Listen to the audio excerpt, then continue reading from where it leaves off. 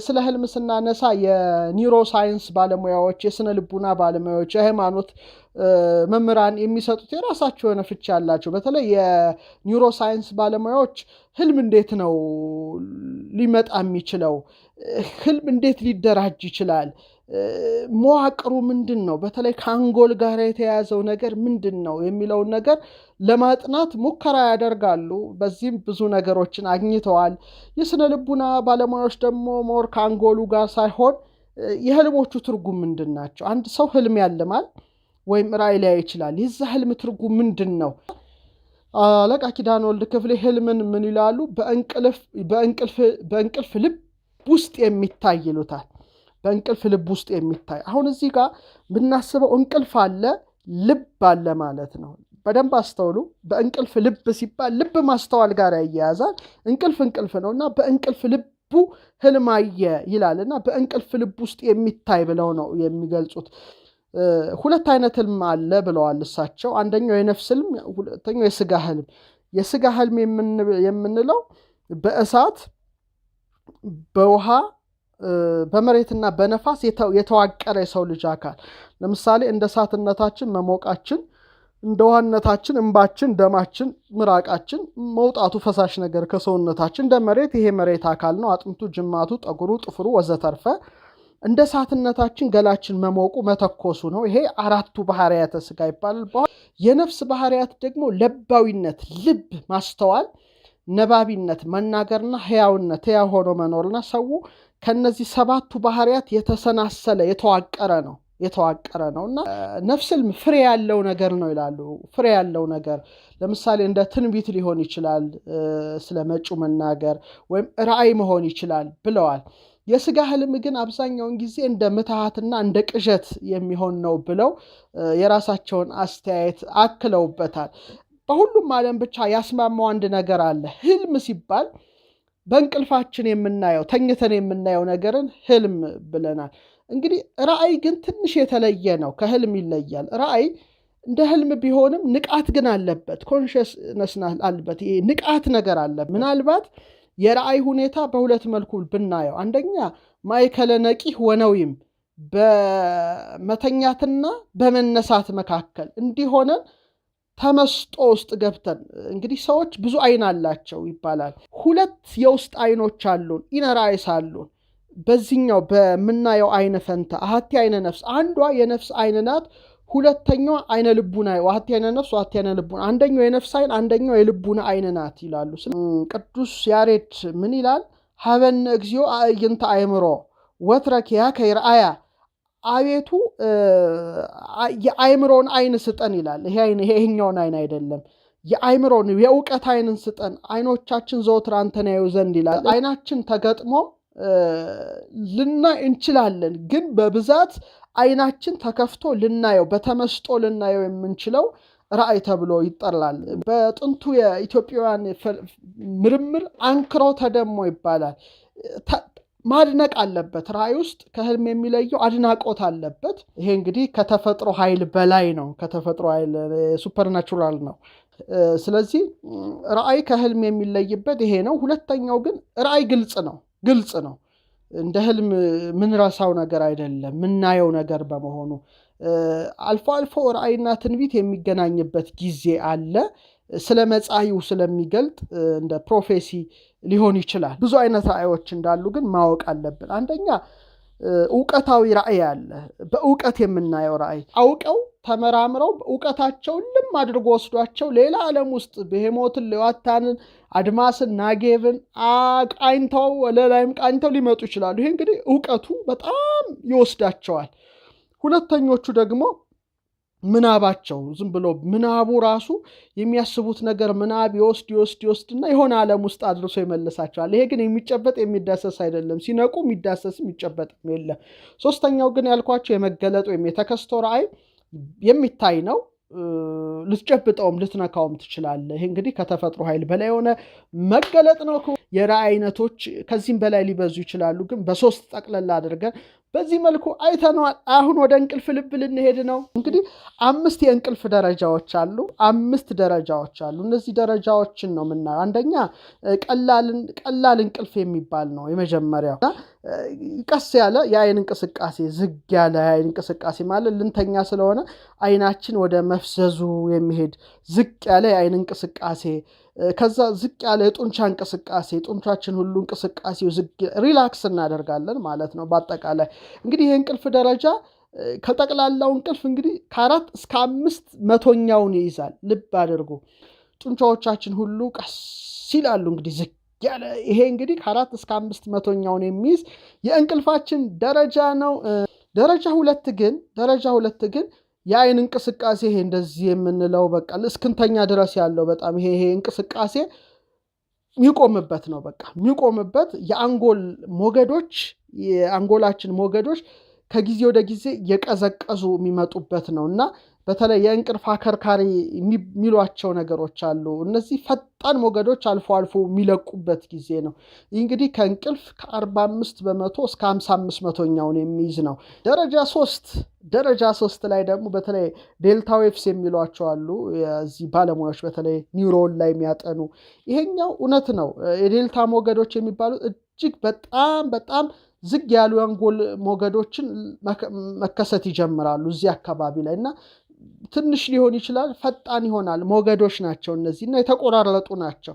ይሄ እንግዲህ ከጠቅላላው ቢያንስ ከ4 እስከ 6 መቶኛውን የሚይዘው ነው። አራተኛው የአንጎል የዴልታ ሞገዶች ለብቻ በሚባል ደረጃ የሚያመነጩበት ሰዓት ይሆናል። ይሄ እንግዲህ በዚህ ሰዓት አንድን ሰው ማንቃትም አይቻልም። ብትጠሩት ተኩስ ብትተኩሱ ላይነቃ ይችላል። በቃ ድብን ያለ እንቅልፍ የሚወስደን ሰዓት ነው እና አሁን እዚህ ላይ የአይን እንቅስቃሴ ወይም የጡንቻ እንቅስቃሴ አይኖርም። በጣም ማወቅ ያለብን አሁን ይሄ ነው ትልቁ ቁልፍ እዚህ አካባቢ ነው እና ሰዎች ከጥንቅልፍ ውስጥ ምናልባት ድንገት ብንን ብለው ከነቁ ከባድ ነው ለነሱ መሰመር የሆነ ነገር አስደንግጧቸው ብድግ ካሉ ተመልሶ እንቅልፍ አይወስደንም። በጣም ጭልጥ ያለ እንቅልፍ ውስጥ እንገባ። ይህ እንግዲህ ከ12 እስከ 15 መቶኛውን የሚይዘው የእንቅልፍ ተራ ነው ማለት ነው። አምስተኛውና የመጨረሻው ደረጃ 5 ላይ ስንሆን ደግሞ በጣም ፈጣን የአይን እንቅስቃሴ።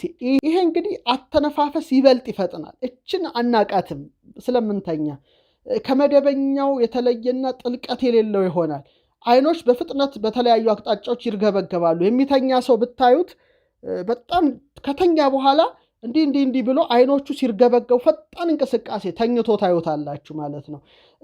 የአካል ክፍሎቹ ጡንቻዎቹ ወደ መዝለፍለፍ ደረጃ ይሄዳሉ እና የልብ ምቱ በጣም የሚጨምርበት ጊዜ ነው። ደም ግፊቱም ሞቅ እያለ ይጨምራል። አልፎ አልፎ ደግሞ አንዳንድ የስሜቶች መነሳሳት ሊያስከትል ይችላል። እንግዲህ 5 ደረጃዎችን አይተናል። በ5 ደረጃዎች ውስጥ የምናያቸውን የህልም አይነቶችን ባጭሩ ዳሰናል። አሁን ከዚህ በኋላ ማቀርብላችሁ የህልም አይነቶች ነው። የመጀመሪያው ህልም እንደ ኢትዮጵያውያኑ ህልም መልአካዊ ይባላል። ህልም መልአካዊ እንግዲህ በተለይ በጣም ስለ ህልም ሳነብ ከገረሙኝ ጥቅሶች መካከል የኢዮብ ጥቅስ ነው። በጣም ደንቆኛል። ይሄ ህልም መልአካዊን ይገልጻል የሚል እምነት አለኝ። በተለይ በ33ኛው ምዕራፉ ቁጥር 14 እስከ 16 አካባቢ ምን ይላል?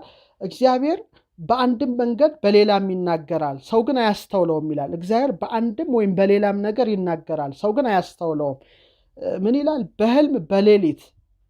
በህልም ይላል አንደኛው መናገሪያው በሌሊት ራእይ አፍላ እንቅልፍ በሰዎች ላይ ሲወድቅ ይላል። አፍላ እንቅልፍ በሰዎች ላይ ሲወድቅ በአልጋ ላይ ተኝተው ሳሉ የዚያን ጊዜ የሰዎችን ጆሮ ይከፍታል፣ በተግሳጹም ያስደነግጣቸዋል ይላል። ስለዚህ አንዱ እግዚአብሔር ራሱ ከሰዎች ጋር የሚገናኝበት ህልም እንደሆነ ነው፣ ሰው ግን አያስተውለውም ይላል። ስለዚህ ይሄ ህልም መልአካዊ ከአምላክ የሚገለጽ ህልም አይነት ነው። ሌላው ሁለተኛው ህልም ሰይጣናዊ የሚባል ህልም አይነት አለ። ይሄ ደግሞ በጣም ግራ አጋቢ፣ በሰቆቃ የተመላ በጣም አስፈሪ፣ አስጨናቂ፣ በተለይ የክፋት መልእክቶችን ያዘለ በመሆኑ ልንረዳው እንችላለን። ለምሳሌ እንደ ሄሮድስ ይላሉ በጣም የክፋት ነገርን ይነግረው ነበረ። ይሄ እንግዲህ ህልም ሰይጣናዊ የሚባለው የህልም አይነት ነው። ሶስተኛው ህልም አይነት ህልም ሐሞታዊ። አሁን የኢትዮጵያውን ዶክመንት ነው የምነግራችሁ። እነዚህ እንግዲህ ከአራቱ ባህሪያት የተነሳ የሚታዩ እንደሆኑ ቀደምት የኢትዮጵያ ሊቃውንት በዝርዝር ጽፈዋል። ከአራት ነገሮች የተነሳ ህልም ይታያል ይላል። ደም በልቀም፣ ሳፍራ፣ ሳውዳ ይላል። ህልሞች ግን የሚገኙት ከአራቱ ጠባያት መቀላቀል የተነሳ ነው ይላል። እሳትነታችን፣ ውሃነታችን፣ ነፋስነታችን፣ መሬትነታችን ለማለት ነው። ይኸውም ይላል የደማዊ ባህሪ የሆነው ደም የሚባለው ስጋችን ውስጥ በጣም ሲነሳሳ ወይም ሲመላለስ፣ ሰው ሲተኛ ደም ከሰውነቱ ሲወጣ ሲፈስ ሊያይ ይችላል። ይህ እንግዲህ ደም የሚባለው የአንድ ደማዊ ባህሪው ሲጸናበት ወይም ሲመላለስበት ወይም ሲነሳሳበት የሚያሳየው ህልም ነው ብሎ ይጽፋል። ሌላ እሳታዊ ባህሪ የሆነውን ምን ይላል? ሳፍራ ይለዋል። ይገልጽና ሳፍራ በስጋችን ውስጥ ሲመላለስ ይላል ሲነሳሳ፣ ሰው ተኝቶ በህልሙ ጠብ ክርክር ላይ ይችላል፣ ጦርነት ላይ ይችላል፣ እሳት ላይ ይችላል፣ ብዙ መብራቶች ላይ ይችላል። መባረቅት ብልጭ ሲሉ፣ ነጎድጓድ ገገግ ሲል፣ መብረቆች ብልጭ ሲሉ ያል። ይሄ እንግዲህ እሳታማ ባህሪው የሆነው ሳፍራ በስጋ ውስጥ በሚመላለስበት በሚነሳሳበት ጊዜ እነዚህ ነገሮች ያያል ይላል። መቀጠል በልቀም የተባለው የውሃዊ ባህሪያችን የውሃው ባህሪ በሚነሳሳበት በሚመላለስበት ጊዜ ሰው በህልሙ ባህር ላይ ይችላል፣ ወንዞችን ላይ ይችላል፣ በረዶ ላይ ይችላል፣ ዝናብ ዶፉ ጎርፉን ላይ ይችላል፣ ውርጭ ላይ ይችላል፣ ውሃ ሲጠጣ ላይ ይችላል። እንግዲህ ይሄ እንግዲህ በልቀም የሚባለው የውሃ ባህሪ ሲመላለስ ነው። የመጨረሻው ሳውዳ የሚባለው ደግሞ የመሬታዊ ባህሪ ሲመላለስበት ይላል መጽሐፈ ፈላስፋ ጠቢባን። ጨለማን ሊያይ ይችላል። ይሄ ደግሞ ትንሽ ከመሬት ጋር ይያያዛል። ሙታንን ሊያይ ይችላል። የሞቱ ሰዎች በድንገት ያለፉትን ሰዎች ሊያሳየው ይችላል። ሳውዳ ይሄን ሲያይ ደግሞ ሰውየው ወደ እርሱ ይላል ይበው ፍርሃት ወራድ፣ ፍርሃትና ረአድ ይገባል ይላል። አሁን እንግዲህ እነዚህ አራቱ ሳፍራ፣ ሳውዳ፣ ደም፣ በልቀም የሚባሉ ከአራቱ ባህሪያት የሚመነጩ አራቱ ህልም ሐሞታዊ የሚባሉት ነገሮች በሰውነታችን ውስጥ በሚነሳሱበት ጊዜ እነዛን ህብራትን ያሳየናል ብሎ ይሄ መጽሐፍ ያስቀምጣል። እና አንድ ቅዱስ መጽሐፍ ጥቅስ ሳነብ በጣም ገርሞኛል። ኢሳይያስ 29:8 ላይ አንቡ ምን ይላል?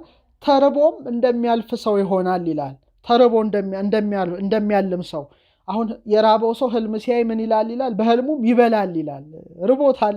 በህልሙ ሲበላ፣ ጮማ ሲቆርጥ፣ ጠጁን ሲጨልጥ፣ ነገር ግን ይነቃል። ሰውነቱ ግን ባዶ ነው። ተጠምቶም እንደሚያልም ሰው ይሆናል። በህልሙም እነሆ ይጠጣል፣ ነገር ግን ይነቃል፣ እነሆም ይዝላል፣ ሰውነቱ አምሮታለሁ ይላል። ስለዚህ ሰዎች በሚያምራቸው ነገር ምኞቱ ሲያይልበት ከነዚህ ሐሞታት ተዋቅሮ ጋራ እነዚህ ህልሞች በተለያየ ህብር ይገለጻሉ። እንደውም አንዱ ምን ይባላል? ሹመት ይመኝ ነበር ይላል። መሪ ለመሆን ይመኛልና በህልሙ እንግዲህ ምኞቱን ነው የሚያየውና በህልሙ ዘውድ ጭኖ ነጭ ፈረስ ላይ ተቀምጦ መጎናጸፊያ ተጎናጽፎ ጦር ሰራዊት አጅቦት በህልሙ ጓደኛው ጋር ሄድና ጓዴ አለው። አቤት ተለያየን፣ እናንተ ተለያየን፣ ከዚህ በኋላ በቃን አለው። ደንግጦ ጓደኛው እንዴ ምን ሆንክ ጓዴ አለው። ህልም አየሁ አለው። ምን አየ? ነጭ ፈረስ ላይ ተቀምጬ መጎናጸፊያ ተጎናጽፌ ዘውድ ደፍቼ ጦር ሰራዊት አጅቦኝ አየሁ። ልነክስ ስለሆነ ከአንተ ጋር ያለን ደረጃ ተራርቀናል አለው። ግን ጓደኛው ተንኮለኛ ነው። አናደደው። ምን አለው? አይ ጓዴ ፈረስ እኮ ሞት ነው፣ ልትሞት ነው መሰለኝ አለው። እና በጣም ደነገጠና እንዴ አጅቦኝ የሚሄደው ጦር ሰራዊት አለው። ይሄማ ሊቀብርህ የሚጓዘው የድሩ ህዝብ ነው አለ። ተናደደና ኧረ ፈረሱ ላይ አልቀረውም ዱብ አልኩ አለው። ይሄማ ስትቀበር ነው አለ። በጣም ይበሳጭና ዱብ ብዬ አልቀረሁም እንጣጥ አልኩ አለው። ነፍስ ወደ ሰማይ ስትወጣ ነው አለው። እና አይነት ነገሮች አሉ። ሰው የሚያስበውን የሚመኘውን ሊያሳዩት ይችላሉ። እነዚህ ባህሪያቶቹ ማለት ነው። አንድ ቦታ ላይ ያነበብኩት በጣም ቀልድ ከህልም ጋር የተያዘ አሁንም ላጋራላችሁ እወዳለሁ። እና ሰውየው በህልሙ ምን ይመለከታል? የሆነ በሬ ሲያባረረው ያለና ጥቁር በሬ አባርሎት ገደል ውስጥ ከቶት ብቻ አመለጠና ህልም ፈቺ ጋር ሄደና ጥቁር በሬ ሲያባረረኝ አየው። አመለጥከው? አዎ። በጣም ጥሩ ነገረኛ ሰው ሊሆን ይችላል፣ አምልጠዋል አሉት ይባላል። በነጋታው ደግሞ ቀይ በሬ ሲያባረረው አደረ። አሁንም ነገራቸው፣ ሞከሩለት፣ ዝም ብለው ፈቱት። በሶስተኛው ቀን ቡራ ያሉ አየ እያለ በቃ ስለ በሬ ነው የሚያልመውና ህልም ፈቺው በስጨታሉና እንዴ ሁሌ የምታየው ስለ በሬ ነው የምታየው፣ ምን ላይ እየተኛ ነው ይሄን ህልም የምታልመው አሉት። አይ ሳር ፍራሽ ላይ እየተኛው ነው አላቸው። ታዲያ የበሬው ቀለብ ላይ እየተኛ እንዴት አያባረርህም ማለት እና የምንተኛበትም ሁኔታ ወሳኝነት አለው ክቡራን ተመልካቾቻችን። ስለዚህ ሳፍራ፣ ሳውዳ፣ ደም፣ በልቀም የሚባሉ ህልም መልአካዊ፣ ህልም ሰይጣናዊ እና ህልም ሐሞታዊ ተብሎ የኢትዮጵያው ዶክመንት እንግዲህ ለይቶ አንጥሮ በዚህ መልኩ አቅርቦልናል። በጣም ወዳችኋለሁ። መልካም አዳር፣ መልካም ህልም።